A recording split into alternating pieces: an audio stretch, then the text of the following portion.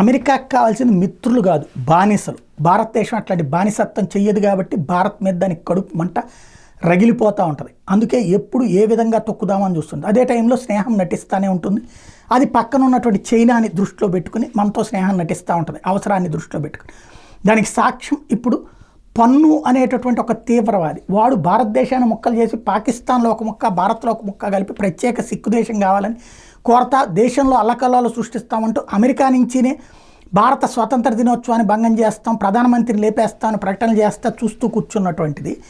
అదే దేశంలో ఉన్నటువంటి కోర్టు వాడిచ్చినటువంటి స్టేట్మెంట్ను పక్కన పెట్టి వాడేసినటువంటి కంప్లైంట్ను పెట్టి భారతదేశానికి సంబంధించిన అజిత్ దోవల్కే నోటీసులు ఇవ్వడం అంటే అక్కడ ఉన్నటువంటి బుద్ధి, న్యాయ వ్యవస్థ బుద్ధి, ప్రభుత్వాల బుద్ధి ఎట్లా ఉందో అర్థమవుతుంది.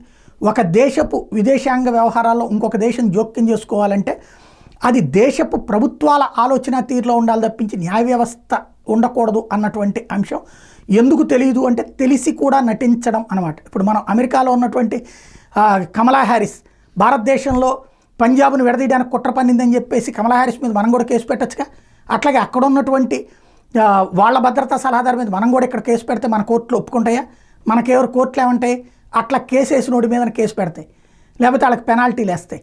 కానీ అక్కడ మాత్రం అమెరికాలో అట్లా జరిగిపోతుంది.